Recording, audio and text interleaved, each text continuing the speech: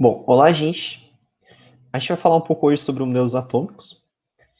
A gente vai falar sobre os 4 modelos atômicos principais que a gente estuda na química, sendo que eu chamaria mais atenção para vocês esses dois últimos, o modelo de Rutherford e o modelo de Bohr, que eles são modelos que são aceitos até hoje, e é interessante comentar que eles, na verdade, o modelo de Bohr, ele não, por ser o último modelo, ele não exclui o modelo de Rutherford, na verdade, os dois se complementam, então vocês podem encontrar na literatura, nos vestibulares, o modelo de Rutherford-Bohr, porque as informações dos dois, elas são válidas e elas se complementam.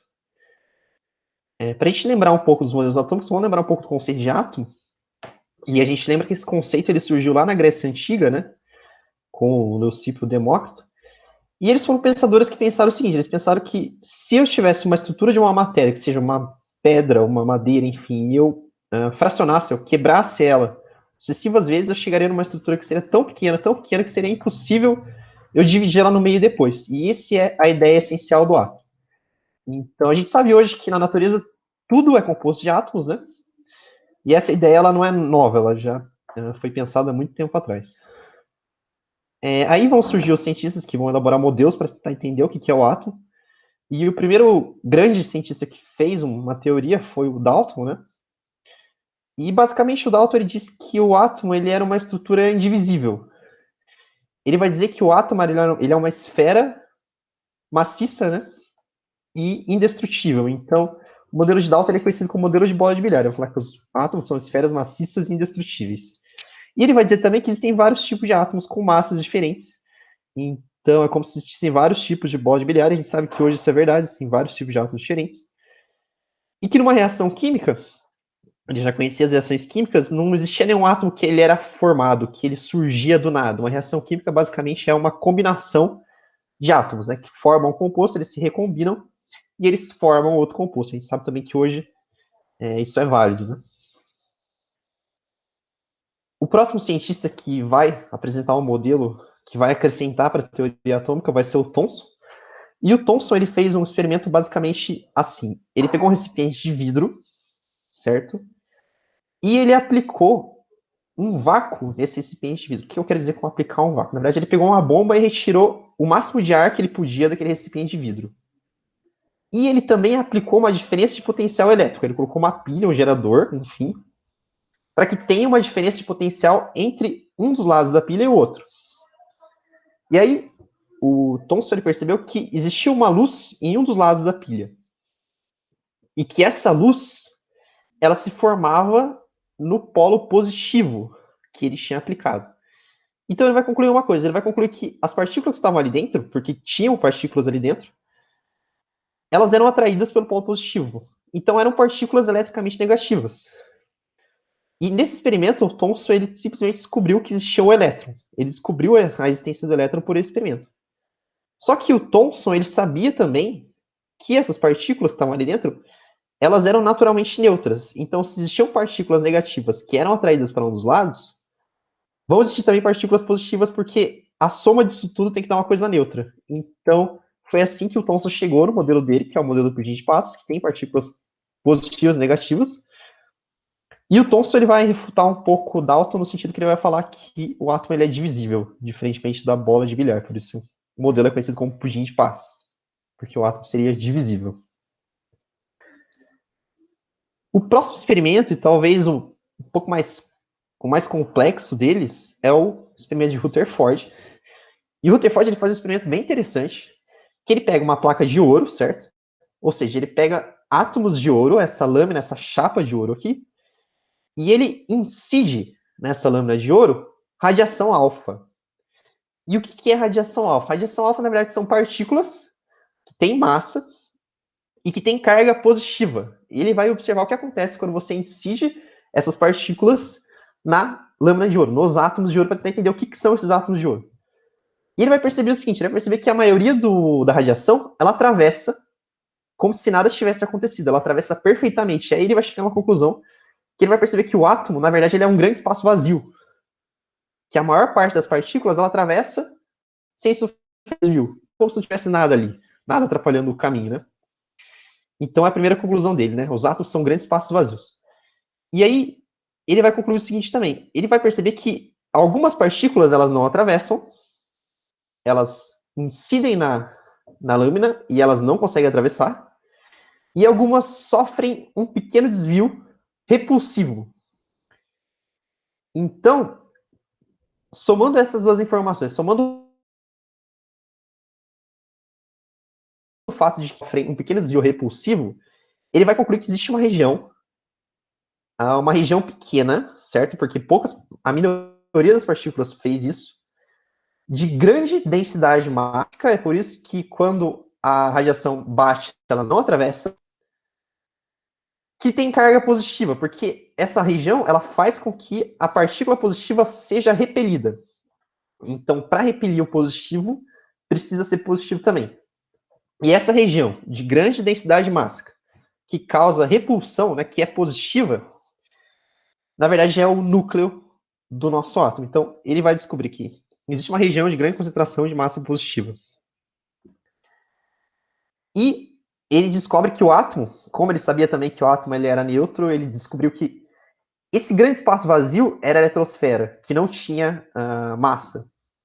E essa região concentrada seria o núcleo. Então, o que vai acontecer para a gente entender melhor o que Rutherford fez? A maioria das partículas seriam essas setas que estão nas extremidades aqui, né, ou em cima e embaixo. Algumas, como essa que bate no meio, ela não atravessa. Tá vendo que ela bate no núcleo, que seria esse vermelho aqui? E algumas são levemente repelidas, como está o caso dessa que está aqui embaixo desse círculo vermelho. E ele vai descobrir que o átomo ele tem uma estrutura assim, pelo experimento dele. Isso lá no começo do século XX. E aí o próximo cientista que vai aparecer vai ser o Bohr. O Bohr ele vai dizer que a eletrosfera ele é composta por várias camadas. E na verdade o Bohr ele tem alguns postulados. Ele não fez nenhum experimento, mas a gente sabe hoje que o que o Bohr falou é verdade. E ele vai dizer também que quando você dá energia para o elétron, ele salta de uma camada para outra. E esse salto é conhecido como salto quântico. Então você fornece energia, qualquer tipo de energia que seja, o elétron ele dá esse salto quântico, ele passa para uma camada mais externa. E quando você deixa de fornecer essa energia, a tendência é o elétron voltar para o estado mais estável dele, para o estado de menos energia. Na natureza é mais estável aquilo que tem menos energia. Então o elétron ele vai voltar. Quando ele volta para a camada mais interna, ele emite energia, mas nesse caso aqui ele emite na forma de luz. Então você pode fornecer energia, qualquer tipo de energia que você quiser para ele, mas na hora que ele voltar do salto quântico, quando você parar de fornecer energia, ele vai voltar e aí ele vai emitir luz, certo? E baseado nesse princípio de emissão de luz, a gente pode identificar diferentes átomos com diferentes tipos de camadas eletrônicas, né? Diferentes eletrosferas.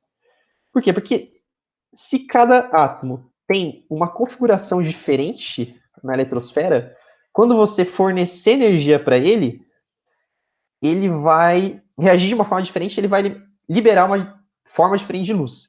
Então, isso é uma técnica conhecida para a gente identificar qual átomo que é conhecido como teste da chama. E eu vou mostrar aqui um vídeo de uma pessoa fazendo esse teste da chama.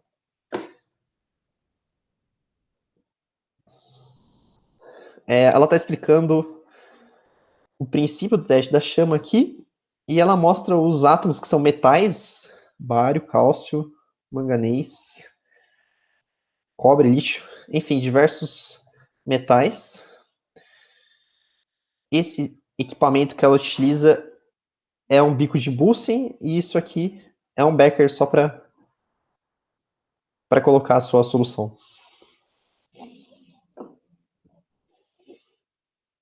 O primeiro experimento.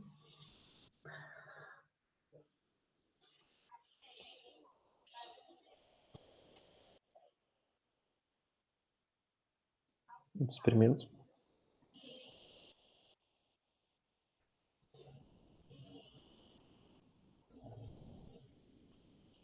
Aí cada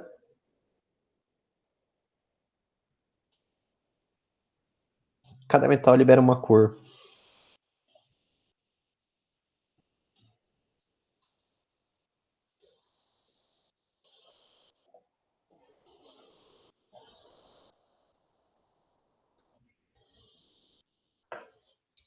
Bom, o princípio do teste da chama é esse. A gente incide, a gente fornece energia, né, na forma do fogo, E cada partícula,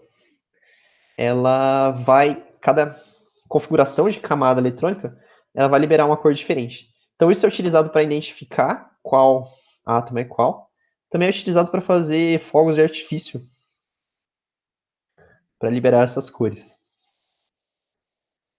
Um exercício para a gente revisar um pouco, um exercício que caiu na Unesp, na prova de 2019. Ele mostra dois modelos atômicos, né? Um modelo de camadas aqui, parecido com o que a gente viu no modelo de Rutherford, e um modelo que a gente não viu, né? Que é um modelo que aparentemente nenhum cientista propôs esse modelo, por isso que a gente não viu. Ele fala assim: as figuras representam dois modelos 1 e 2 para o átomo de hidrogênio. O modelo 1, o elétron move-se uma trajetória espiral, aproximando-se do núcleo e emitindo energia continuamente, né? Não em camadas, mas contínuo, com frequência cada vez maior. Uma vez que cargas elétricas aceleradas irradiam energia. Esse processo só termina quando o elétron se choca com o núcleo. No modelo 2, o elétron mostra inicialmente determinada órbita circular estável e em movimento uniforme em relação ao núcleo, sem emitir radiação eletromagnética, apesar de apresentar aceleração centrífuga. Nesse modelo, a emissão só ocorre de forma descontínua, e a gente sabe que é isso que acontece porque o elétron ele dá um salto, né, para uma camada, de uma camada para outra, quando o elétron sofre transição de uma órbita mais distante do núcleo para outra mais próxima. E aí, esse modelo 1, gente, a gente não estudou ele porque ninguém propôs ele e ele não é um modelo que é válido, tá? Mas ele pode aparecer na prova e muito provavelmente vai estar errado se estiver falando alguma coisa. Vou falar que um cientista propôs ele, muito provavelmente não é o modelo aceito, né? Então, você tem que tomar cuidado com isso. Modelo 1 proposto por Bohr, bom, o Bohr ele propôs o salto quântico e as camadas e o modelo 1 não foi proposto por Bohr, é só a gente lembrar aqui. Está falando é o modelo de camadas, né? É o modelo do salto, então não foi isso. O modelo 2 descreve as ideias de Thomson. Thomson ele falou dos pudim de passas, né? Então o modelo 2 não descreve as ideias de Thomson. Quem vai começar a falar de eletrosfera vai ser o Rutherford e o Bohr. Os dois estão em total desacordo com o modelo de Rutherford. O modelo 2 não está em total desacordo com o modelo de Rutherford, concorda comigo? Porque existem. Na verdade, só o fato de existir um núcleo e uma eletrosfera já não está em total desacordo com a teoria de Rutherford, que foi isso que o Rutherford percebeu. O modelo 1 proposto por Bohr, o modelo 1 não foi proposto por Bohr, Bohr é falado do salto quântico. E aí, o modelo 2 proposto por Bohr explica satisfatoriamente o fato de um átomo de hidrogênio não emitir radiação o tempo todo. E é exatamente isso, porque o átomo de hidrogênio ele só emite energia quando há o salto quântico. Então, se não existisse camadas, se existisse essa trajetória, como que ele usa a palavra aqui, em espiral, o átomo ele ficaria oscilando o tempo todo e ele nunca, digamos assim, pararia no mesmo nível, certo? E aqui, não. Aqui no modelo 2, ele para e ele só muda de energia quando ele salta de uma camada para outra. E é por isso que essa alternativa é a correta. Alternativa aí. O exercício que exige é que você lembre um pouco dos modelos atômicos, né? Então, é importante a gente lembrar o que cada um deles diz, né? E o outro exercício, um pouco mais fácil que esse, ele fala que um teste de laboratório permite identificar alguns cátions metálicos ao introduzir uma pequena quantidade de material de interesse e em seguida chama de bico de Bunsen para em seguida observar a luz da cor emitida. Então, qual que é o teste que a gente coloca a estrutura no fogo e identifica qual que é o material com base na cor? É o teste da chama. E o teste da chama ele consiste em diferentes cores por conta de diferentes camadas eletrônicas na hora que o elétron dá esse salto quântico de volta, né? Então isso é a alternativa D, de um nível transição eletrônica de um nível mais externo para outro mais interno na eletrosfera atômica.